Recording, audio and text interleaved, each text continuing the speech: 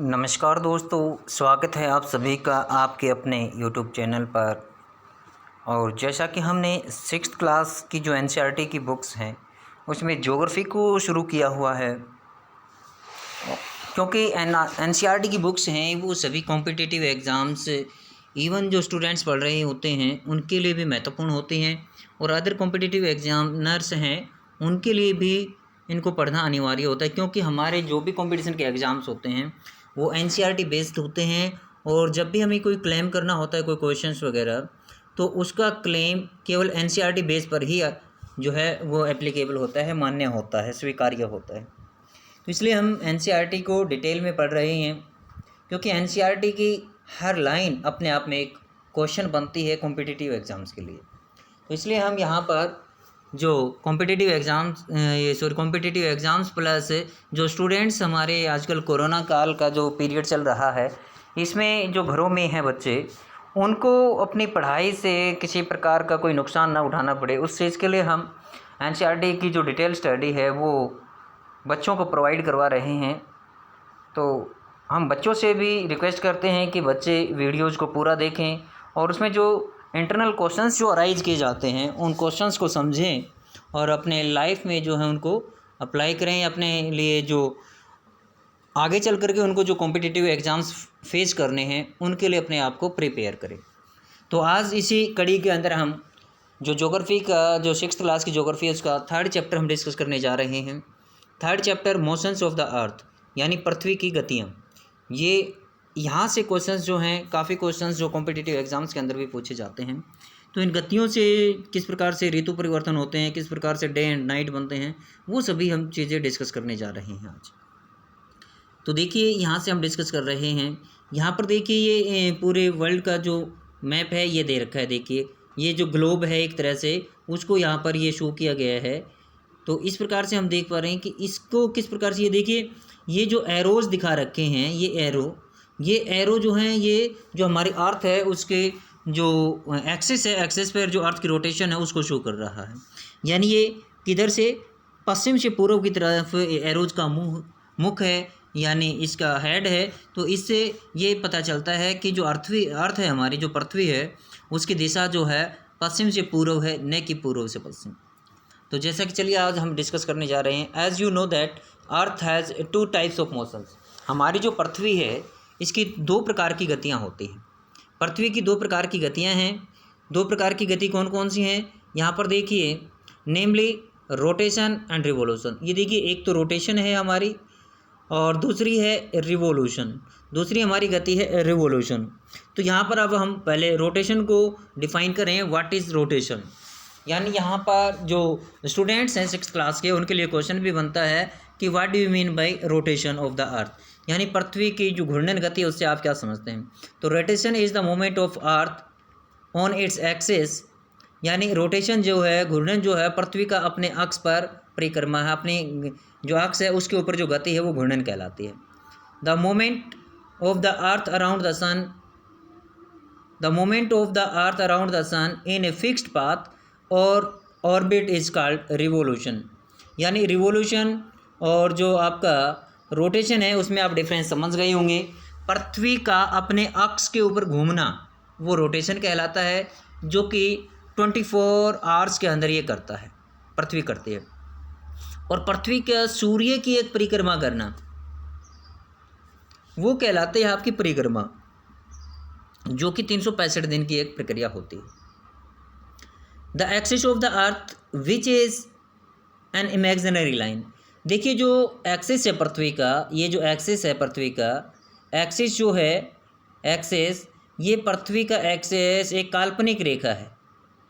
Axis जो है ये काल्पनिक रेखा है, पृथ्वी का एक्सिस जो है ये काल्पनिक रेखा है,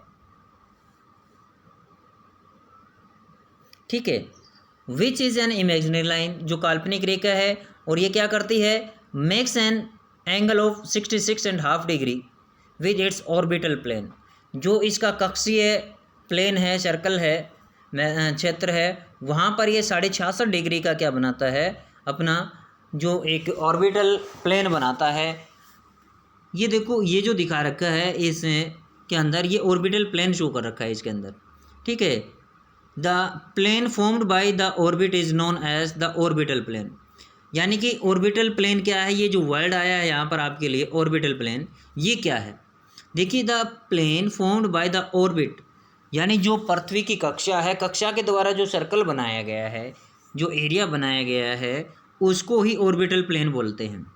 the earth receives lights from the sun, और जो पृथ्वी हमारी, पृथ्वी क्या है, पृथ्वी एक ग्रह है, सूर्य एक तारा है, और जो तारे होते हैं उनका स्वयं का प्रकाश होता है, स्वयं का ऊष्मा होती है, लेकिन ग्रहों का अपना कोई प्रकाश और ऊष्मा नहीं होती, इसलिए सूर्य के प्रकाश से चमकते हैं। तो हमारी पृथ्वी भी जो लाइट है वो किससे प्राप्त करती है, सूर्य से लाइट प्रकाश प्राप्त करती है।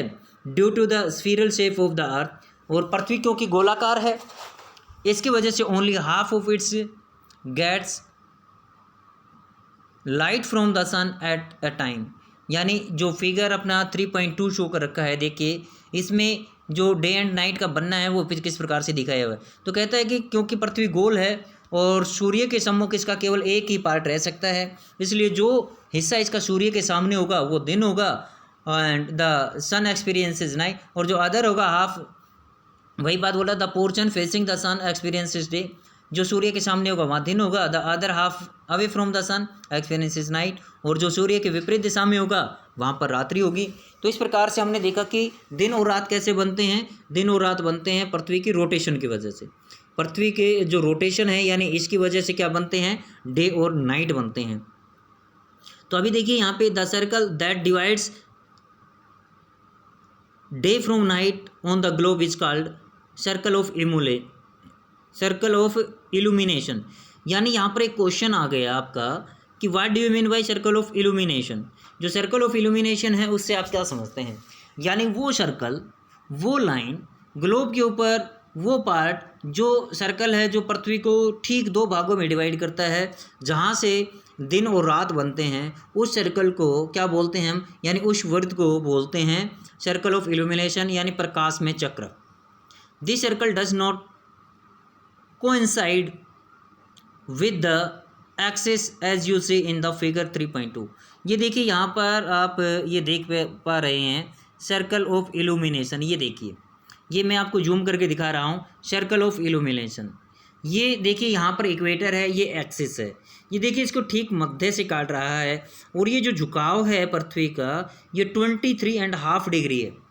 ये जो पृथ्वी का नॉर्थ पोल और साउथ पोल है ये 23.5 डिग्री है, और जबकि ये सर्कल ऑफ इल्यूमिनेशन है ये पृथ्वी को ठीक दो भागों में डिवाइड कर रहा है, और इन बीच के जो एंगल बन रहा है यहाँ पर, ये एंगल और ये एंगल 23.5 डिग्री है, और इधर का एंगल जो है वो आपका जो 180 डिग्री का होता है, उसमें से 23.5 डिग्री आप माइनस करके देख लीजिए जो भी एंगल है। ठीक है, ये आपको समझ में आ गया होगा कि किस प्रकार से ये इसके अंदर डे एंड नाइट का बनना जो दिखा रखा है, यही बात ये समझाने की कोशिश कर रहा है कि this circle does not coincide with the axis as you see in the figure. जैसा कि हमने देखा कि जो नॉर्थ पोल और साउथ पोल का जो एक्सिस है पृथ्वी का, इसके विपरीत है, ये यहाँ पर 23.5 डिग्री का एंगल बनाता है।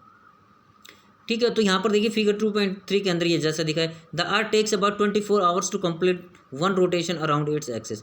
अपने एक अक्ष पर घूमने में पृथ्वी लगभग 24 घंटे का, यानी 23 आवर्स 46 मिनट एंड जो आपका 15 सेकेंड्स है, इतना समय लेती है, और बाकी को हम ऐड ऑन कर देते हैं अगले डे के अंदर। ठीक है, तो the period of rotation is known as the earth day. जो ये पीरियड होता है इसी को हम बोलते हैं पृथ्वी का दिन।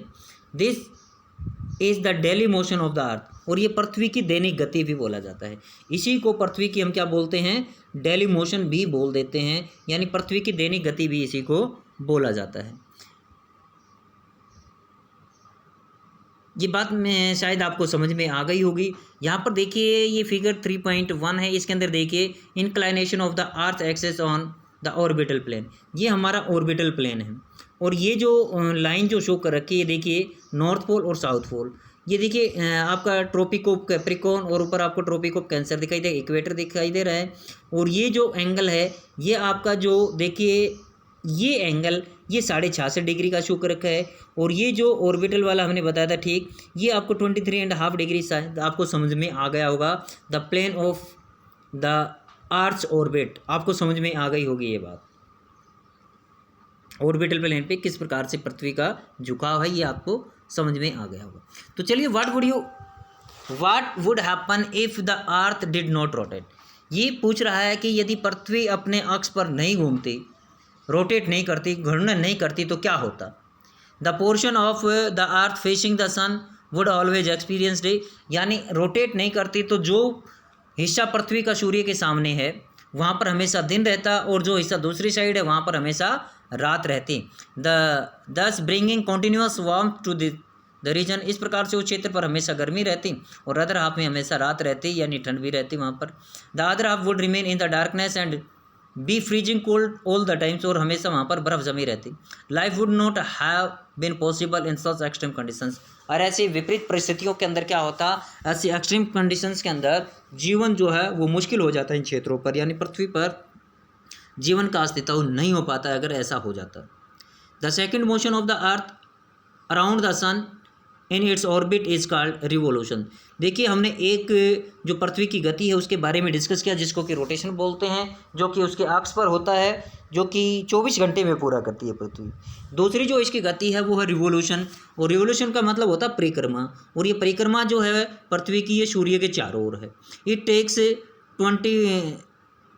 365 एंड 1/4 डेज, यानी 1 year to revolve around the sun. सूर्य की एक परिक्रमा पूरी करने में पृथ्वी को 1 वर्ष का समय लग जाता है।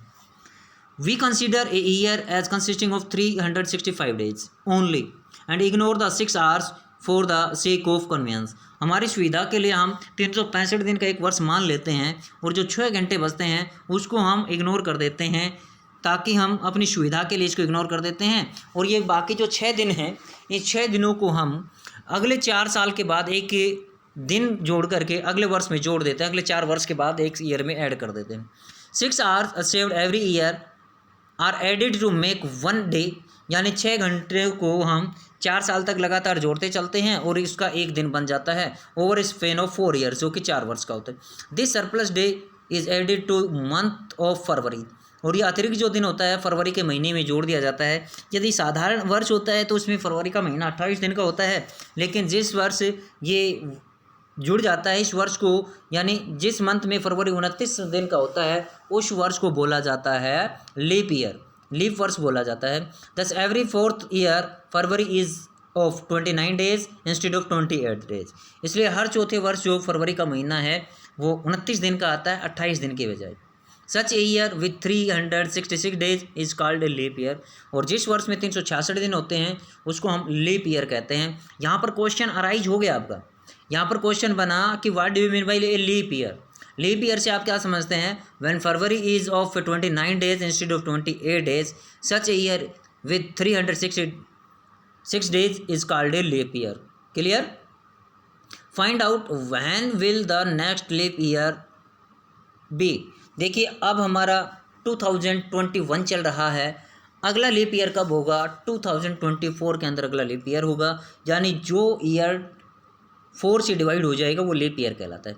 From the figure 3.3 it is clear that the earth is going around the sun in an elliptical orbit. Elliptical एक गोलाकार पथ में पृथ्वी सूर्य की परिक्रमा कर रही है।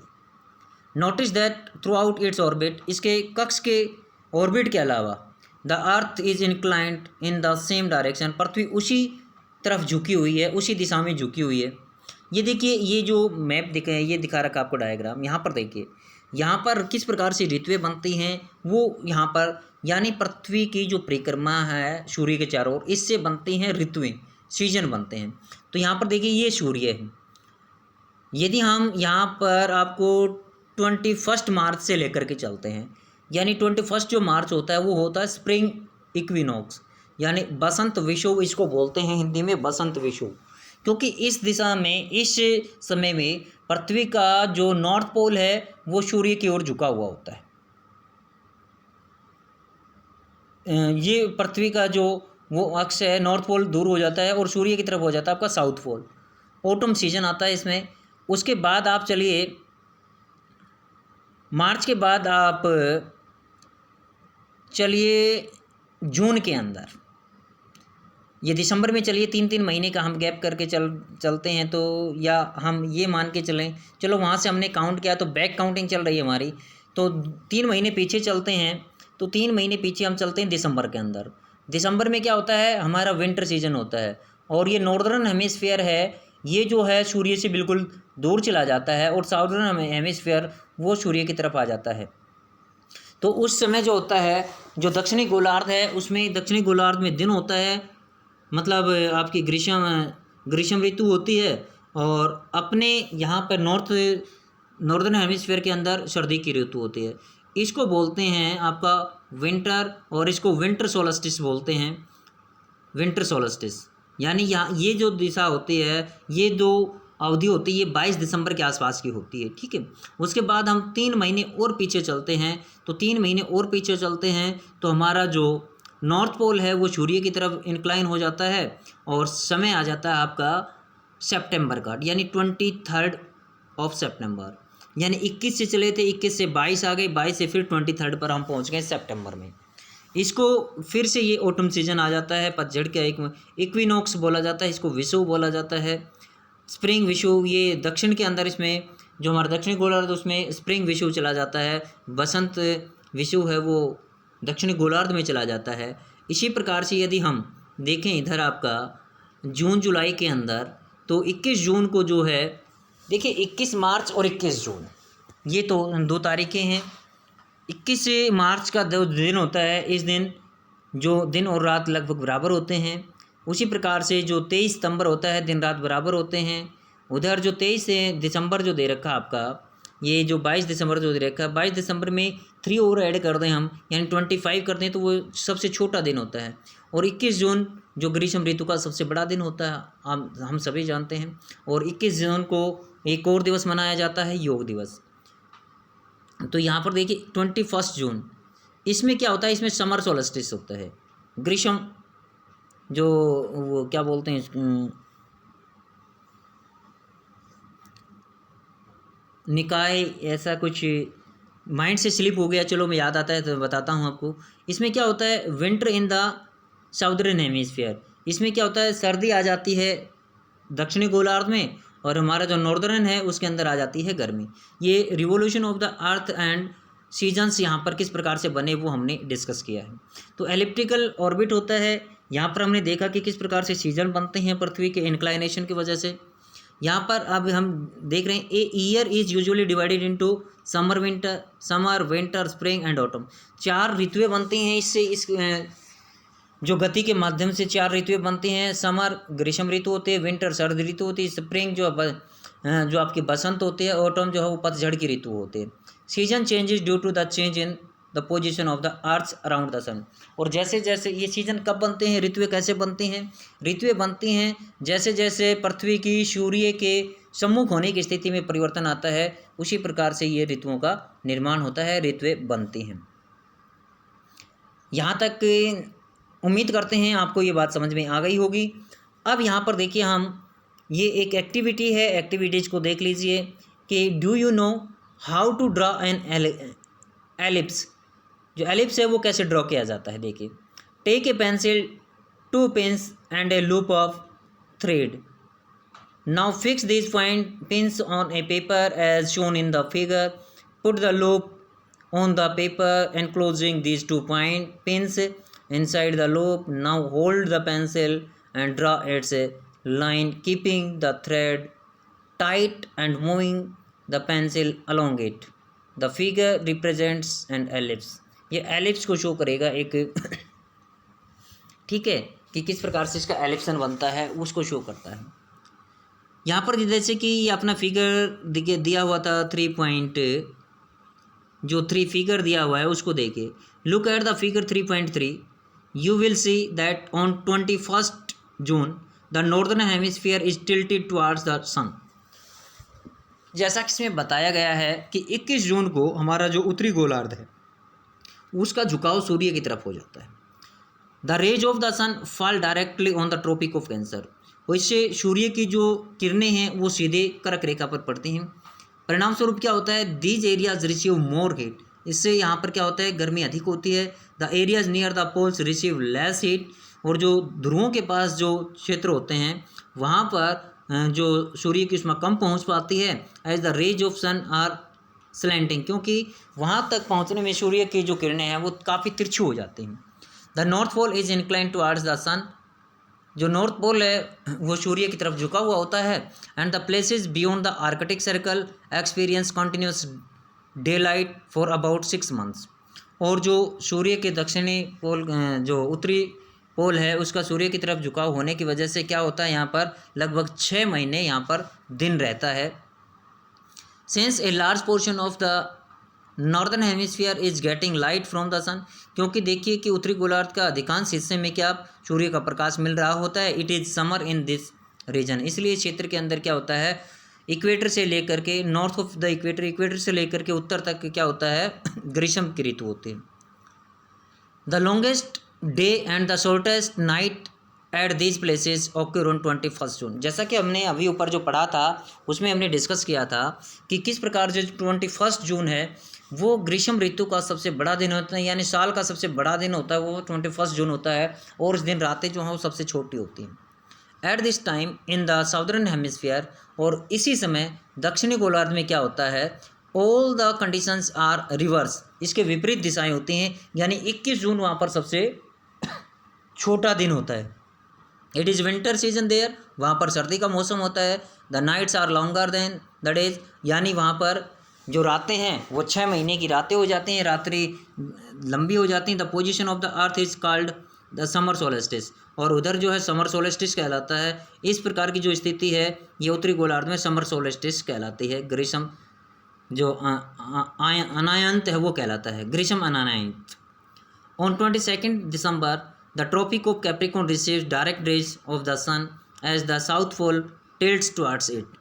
अब देखिए 22 दिसंबर को इस दिशाएं जो ये कंडीशंस है ये विपरीत हो जाती हैं, कंडीशन चेंज हो जाती हैं 22 दिसंबर को जो सूर्य की किरणें होती हैं वो कर्क रेखा के बजाय मकर रेखा पर सीधी पड़ने लग जाते हैं, और जो दक्षिणी ध्रुव है वो सूर्य की तरफ झुका हुआ होता है। As the sun rays fall vertical at the tropic of Capricorn, सूर्य की किरणें जो सीधी मकर रेखा पर पड़ती हैं, large portion of the southern hemisphere gets light, इसलिए जो दक्षिणी गोलार्ध है उसमें जो दिन के अधिकांश समय में प्रकाश होता है।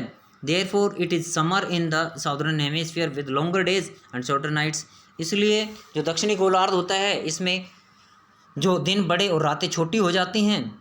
The reverse happens in the northern hemisphere, जबकि इसके विपरीत परिस्थिति किस में हो जाती है, उत्तरी गोलार्ध में हो जाती है। This position of the earth is called winter solstice, इस स्थिति को हम विंटर सोलस्टिस बोलते हैं, शरद अनायंत बोलते हैं। ये जो वर्ड मैंने बताया था कि ऊपर जो माइंड से स्लिप हो गया था उसको अनायंत बोलते हैं, ठीक है। तो do you know that Christmas is celebrated in Australia in the summer season. तो यहाँ पर क्वेश्चन अराइज हो गया कि in which area of the world Christmas is celebrated in summer season, यानी विश्व के कौन से हिस्से में जो क्रिसमस है वो ग्रीष्म ऋतु में मनाया जाता है। तो ये ऑस्ट्रेलिया के अंदर मनाया जाता है ग्रीष्म ऋतु के अंदर। इसके बाद देखिए on 21 March and September 23 direct rays of the sun fall on the equator, यानी 21 मार्च और 23 सितंबर को सूर्य की किरणें सीधी इक्वेटर पर पड़ती हैं, विषुवत रेखा पर पड़ती हैं, भूमध्य रेखा पर पड़ती हैं। At this position neither of the poles is tilted toward the sun, ऐसी स्थिति में न तो दक्षिणी ध्रुव और न उत्तरी ध्रुव सूर्य की ओर झुका हुआ होता है। So the whole earth experiences equal days and equal nights, इसलिए संपूर्ण धरती पर पूरे विश्व के अंदर जो है पूरी पृथ्वी पर दिन और रात बराबर बनते हैं। This is called an equinox, इसको विषुव कहा जाता है, इसको बोला जाता है विषुव, इसको विषुव की स्थिति बोला जाता है विषुव।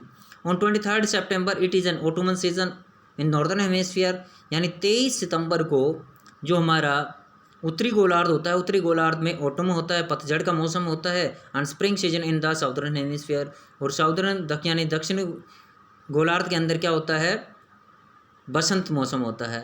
21 मार्च को स्थिति इसके बिल्कुल अपोजिट हो जाती है, यानी 21 मार्च को क्या होता है, 21 मार्च को हमारा नॉर्दर्न हेमिस्फीयर के अंदर स्प्रिंग सीजन होता है, और हमारा जो दक्षिणी गोलार्ध है उसके अंदर क्या बनती है आपकी, उसके अंदर आपका बन जाता है पतझड़ का मौसम।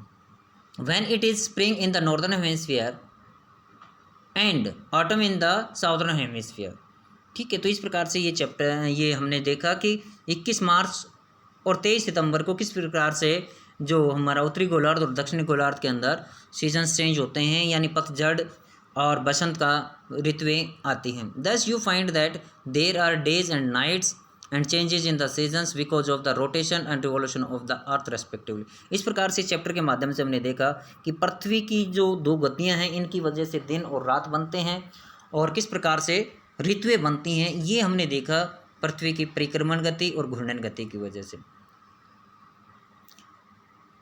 तो ये हमारा चैप्टर कंप्लीट हुआ। तो आज के लिए इतना ही। Thank you, have a nice day.